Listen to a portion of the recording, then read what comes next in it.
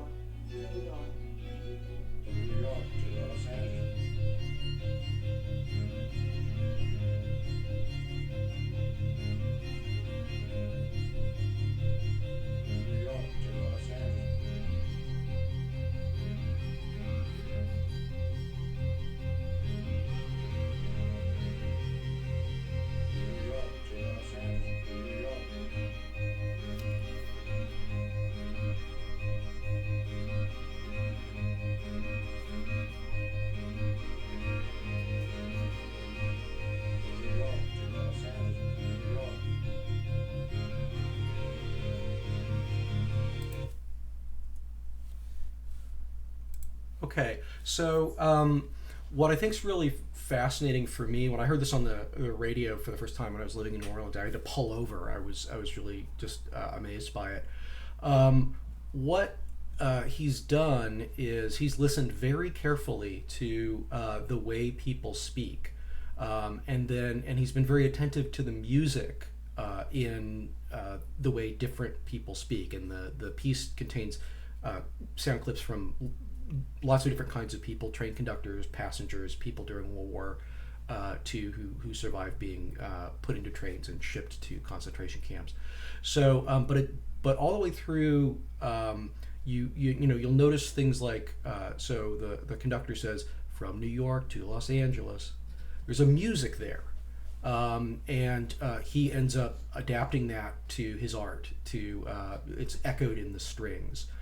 So just to say, I just want to make the point that whatever else sort of you learn about writing dialogue, or whatever other tools you may acquire, really just being interested in the different ways the different ways in which people speak, and sort of not really coming from a place of judgment about that, but of genuine interest, and really sort of having your ears open and training your ears to pay attention and listen to the rhythms and the music of the way in which different people speak. So from a sort of more kind of practical conceptual definition, I would say that one thing to really remember is that dialogue is not an accurate representation of speech. That's not going to come as news to most of you. It's not just a transcript. It's sort of, we're not court stenographers taking down what our characters say precisely, or to try to make it exactly the way in which we would read something if it was a transcript of two people talking. So it's different in that it's more compressed, and it's generally more focused, more purposeful. It doesn't tend to include vocalized pauses, of which I make many, it tends to be more sort of based on uh, uh, sort of what's important in the scene. Um, it should be an artificial creation that sounds natural when you read it. And in fact, if we did a complete transcription of all of our of a conversation with all of its sort of irrelevancies and weird pauses and things like that, a reader would find that tedious very quickly. So the best way, sort of paradoxically, of creating that illusion of naturalness is not to transcribe directly. And just remember, when we listen to speech, we're not mechanical recorders, the same way that our eyes don't operate like a camera just pointed arbitrarily at a thing. Be aware that it is a shaped, the same way that in the other lectures, you're encouraged to think about the novel as a shaped object. Dialogue is also that too. It's an artifact. It's something that you shape and make a variety of choices about, and rather than just sort of try to just be a stenographer, right? Okay. Here's 8 things that I think about and I talk to students about in thinking about writing dialogue. The first is basically things to remember about how people actually talk. First, people don't always respond to questions. So, one thing that you can often see in beginning dialogue and it doesn't ring true is, a character asks a question, another character answers it immediately in response to the question they've been asked. A lot of us don't do that. Just be aware that sometimes people have their own agendas, and they may just not be interested in answering the question as asked, and they may either say something else or give information that they weren't asked for. Another thing, remember, people interrupt each other. If you've got that M dash, that long sort of hyphen in your punctuation toolbox, don't be afraid to use that. You can have a character going along speaking, then have that M dash, and then a new character speaking who's broken in and not let the other character finish. We do that all the time. Another thing, characters lie to each other. Be sure to remember that. I read a study a while back. That said the average American lies 2 times a day. And that study was self-reported. They asked people, how many, average Americans, how many times do you lie a day? Well, they averaged out to about 2. And I think we can assume that some of those people were lying when they answered that survey. So people lie fairly regularly. And, so your character should also lie sometimes too. Deflection is something that I think happens a lot, where you may feel pressure to talk about something that you don't actually want to talk about, or something that you just find boring or unpleasant. And when that happens, I think all of us have a tendency to deflect, to do things like change the subject, tell jokes. We sort of do things that don't keep with the topic of conversation that we've been presented with. And so one thing to think about with those deflections is that characters often will change the subject if there's something that they don't want to talk about. And so what would they change the subject to? Well, that's where, if you know your characters well, a character will likely change the subject to something that is, that they're normally interested in. Like if they have some kind of obsession, or if they're in a situation where they've previously been talking about something and then a new topic comes in that they don't really want to talk about, they might return to the old one. Just that there's not, it's not as direct often as, particularly when characters are uncomfortable about the topic they're presented with. People misunderstand each other. They literally mishear each other. People also misunderstand the intent that was made, and those can be very productive moments. They can lead to conflict, which one kind of shorthand for thinking about when to put things in dialogue and when to summarize them or put them in direct speech is there conflict happening? One of my writing teachers says if there's not conflict happening, don't put it in dialogue. I think that might be a little strict, but in general, conflict is good. It provides energy and reveals character. And so when characters misunderstand each other, conflict is inevitable. People sometimes respond to what they believe to be or what actually is the unspoken question when asked a question than what the sort of explicit text is. They may respond to the subtext. This is a sort of 1950s sexist example, but the example that I use is one character says to another, "Is that the dress you're wearing tonight?" And the character might reply, "Don't worry, Trevor. I wasn't planning on embarrassing you in front of your family." So the woman who's being addressed doesn't say whether or not she's wearing a particular dress, which is what she's been asked. She responds to the question he's really asking: are you going to dress in a way, act in a way that's going to embarrass me in front of my family? You can also do what I call get meta. Characters can comment on the conversation itself. They may sort of speak, instead of speaking directly, they might speak about one another's speaking.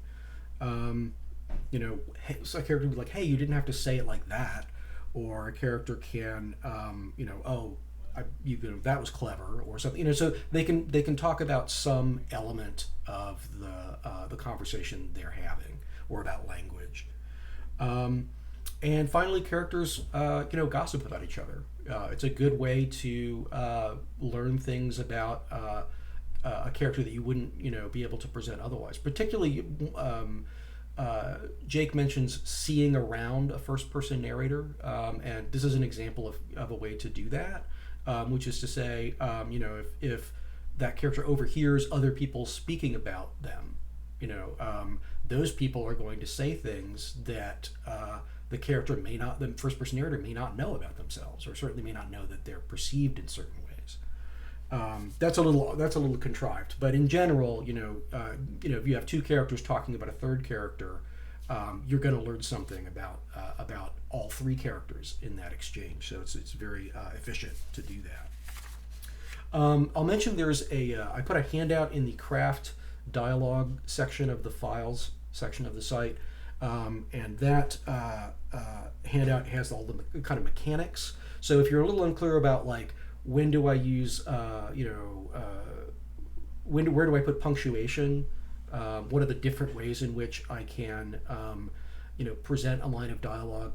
Sort of line of dialogue, she said, or line of dialogue, she said, and then another line of dialogue. How would the punctuation work there? That sort of thing. That's what that handout is supposed to sort of clear up. You can just have it. If that's not sort of a strength of yours, you can just keep that handy, and anytime it covers most of situations you'd have. Like, what do I do with dialogue where I have quotation marks but it's a question? That sort of thing. So I won't go through that here. So some practical tips about writing dialogue. In general, you feel freely use contractions. I don't, I won't, they couldn't, if you don't use contractions, it's going to sound formal or stilted, and so you can use that to your advantage, actually. So if you have a character that you want to sort of communicate to the reader or signal to the reader that you have a character who's sort of either overly formal or maybe pompous, have them not use any contractions. That's one in a situation in which people would normally be speaking more casually. So that's, but otherwise, I sometimes seen in student writing an absence of contractions, and it makes the dialogue seem sort of wooden and not realistic. Similarly, go nuts with sentence fragments. Don't feel like you have to everything a character says needs to be a grammatically correct sentence. You should feel free to use smaller sentence fragments. If you want to communicate urgency with which a character is speaking, or something else, you might use commas to connect full sentences that would normally have periods. That can give a sense of sort of dialogue flowing more quickly or spontaneously than closing than ending sentences with periods. So that's another technique. One thing that is, I'm sure you've heard many times before, don't use dialogue for exposition generally.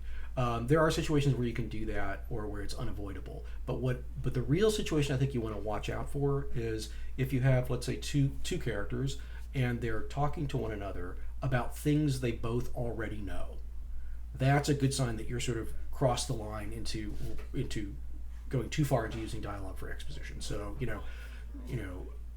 I mean, they might be reminiscing about something, but if they're sort of let's say they identify, John, because I know you work as a construction worker, blah blah blah. Yeah, that's exposition. That's not the way people talk. When things are understood between them, they don't sort of reiterate that information over and over again. That's really for the reader, and there's almost always a better way to do it. And finally, I talked a little bit. Always read your dialogue aloud. And hear how it sounds, and if it sounds like your characters, if your characters sound different from one another. One thing you can do that I will do sometimes is you can take everything out of you can take a page that you've written that's got dialogue in it, take everything out of it that isn't dialogue. So even the speech tags like he said, she said, all the kind of thoughts of the narrator, things like, take all that out and just and just see what you've got for dialogue and see if you can tell the characters apart. See how it's working at that level. Obviously the rhythm's going to be quite different than when you are able to control the rhythm more with things like beats and stuff, but it can sometimes be instructive to do that. Okay, so tagging speech. So when you are presenting dialogue, particularly in what we would regard as literary fiction, sometimes commercial fiction or other genres, you can within commercial fiction you can get away with a lot of other things. But in general, mostly use the verb said to present dialogue. So without a bunch of other additions, said menacingly. Like generally, you kind of want to avoid that for the most part. And also, you kind of generally want to avoid things like, she declared, things, or he hissed, and I'll somebody have something to say about that. So the reason that is that said, the reader is able to pass over it. It's almost invisible. It almost acts like a mark of punctuation. So it doesn't get in the way of the reader engaging with your dialogue. So some issues with using adverbs added to said, said shrilly or something like that. So you can do that maybe every once in a while, but just be careful because you run the risk of it can come off as redundant. So if I can tell from the action involved in the scene that the person is very nervous and you say said nervously, I don't need that. It's like the director coming on stage and pointing out to the audience that the actor playing the role, that the character is nervous. Like, we get it. If you've written the scene effectively, you probably don't need that word. And so at best it may come off as redundant, and at worst as kind of condescending, like, hey reader, you're too slow to figure out from this that the character is nervous, so I'm gonna tell you that in this by adding it to the speech tag. When I said he hissed, something like that, or he coughed or something like that, one of the dangers of using verb other than said like that is you might end up with a situation which things are not physiologically possible. Like, vocal cords don't work that way, and I see that occasionally. So like, you can't cough a line of dialogue.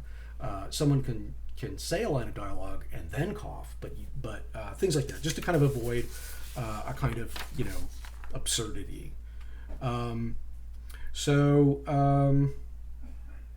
Again, adding adverbs, they're often redundant.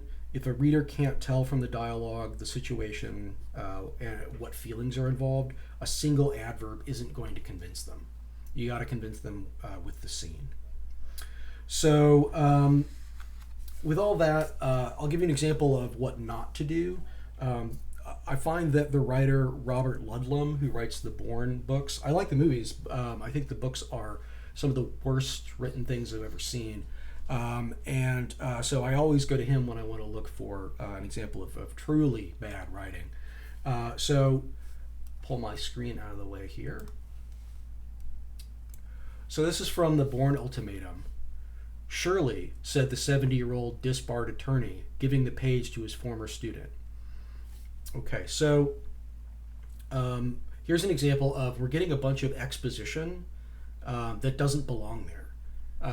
Before the scene starts, if it's important, or before the scene really gets underway, certainly before the one character is responding to another, we should probably already know that this fact about who the person speaking is.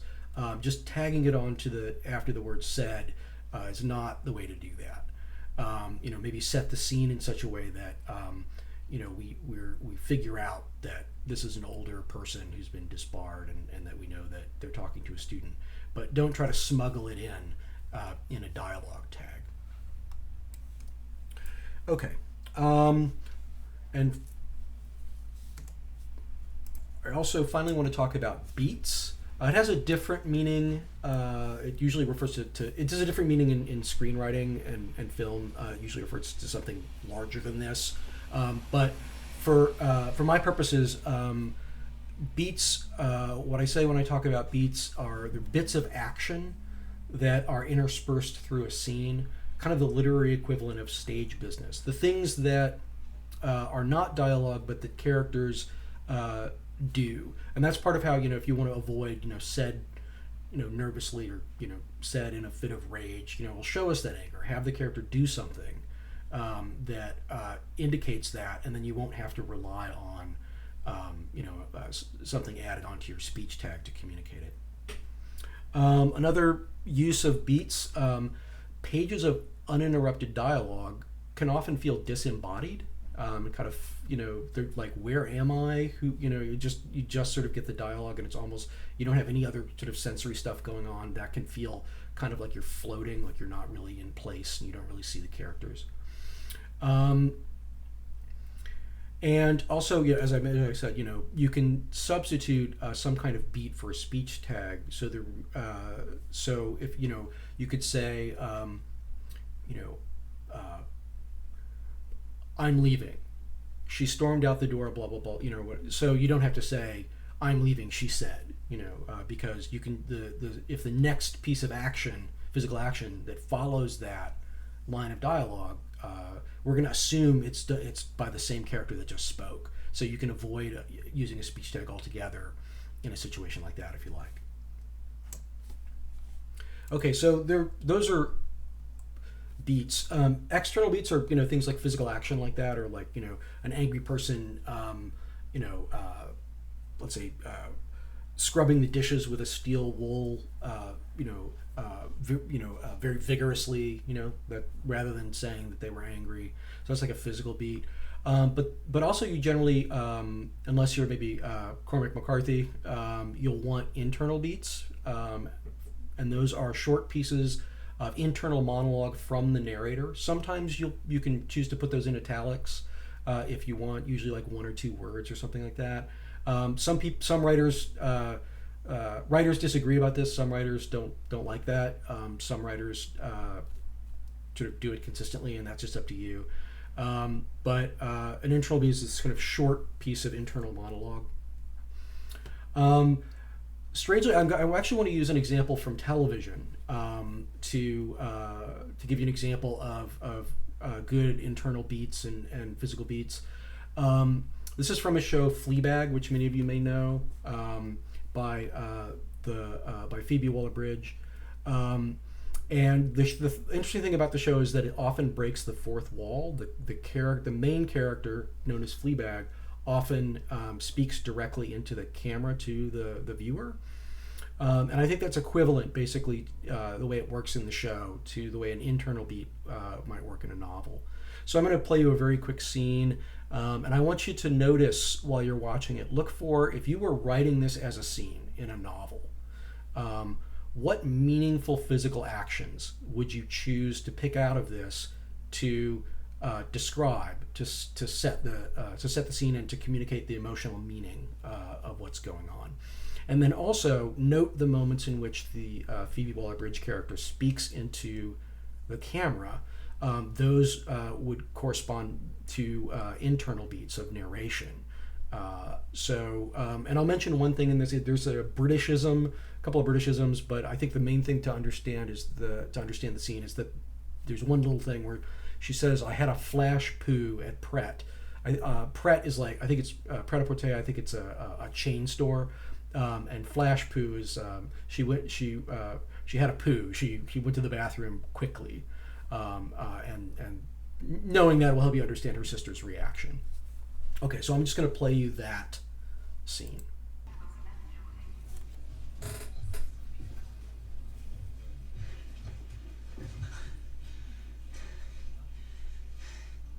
My sister, she's uptight and beautiful and probably anorexic, but clothes look awesome on her, so. You're almost late. I had to do a flash poo and prep. Oh, Christ, did you wash your hands? Of course not. Oh my God, you are disgusting. Fucking hell. Of course I washed my hands. Not like I grew up without a mother. Heard from Dad? No. Dad's way of coping with two motherless daughters was to buy us tickets to feminist lectures, start fucking our godmother, and eventually stop calling. You look tired. Thanks, I've been sleeping really well recently.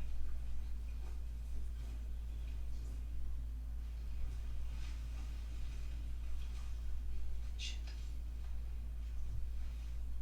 I'm wearing the top that she lost years ago, so this is going to be tense. Do you want to take your coat off? No. Okay.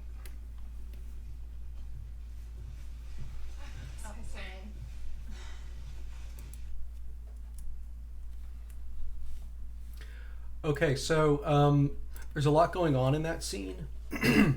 I tried to kind of transcribe it here as it might appear in a work of fiction. So we have the narrator, my sister. She's uptight and beautiful and probably anorexic, but clothes look awesome on her. So, and then we begin with the exchange they're having. I'd probably identify Claire right away so that you knew who was speaking, but then I don't need to do that so much. It's a back and forth conversation, and the context pretty much tells you who's speaking most of the time. Because the point here isn't to sort of talk about how to write descriptions of physical actions. I just put physical beat. So you'd want to write that, more eloquently, but basically I would probably include the moment where Fleabag wipes her bare hands on Claire's face, and perhaps what her reaction is. Another physical action that I would use to break up the dialogue is there's a moment where there's a very harsh look from Claire. I might try to represent that. And then again, we get where she's speaking to the camera. Another example of an internal beat in the text. Dad's way of coping with two motherless daughters was to buy us tickets to feminist lectures, and then she goes on. So this is the narrator speaking to the reader, the narrator, who's also one of the characters. And then I probably also include as a physical beat where she begins to remove the coat and notices that Claire has noticed that she's wearing this top that she's nicked from Claire's closet. And then there's this moment where she says, "Shit, I'm wearing the top that she lost years ago." I put shit in italics. You wouldn't have to. The reason I did is that seems to me to be something that she's saying to herself, not something she's sort of narrating to make sure that that the reader understands what's going on, the way, or the person listening to the story. So I put it in italics because it seems to be something that she's sort of spontaneous and directed towards herself rather than the reader. Okay, so that was just sort of go through some tips and tricks that I feel like I've learned along the way related to writing dialogue. I'm sure you probably have your own. If you want to share those with us, you can just put them in the questions section of the discussion on the Icon site. I hope you guys have a good week and good luck working on your novels.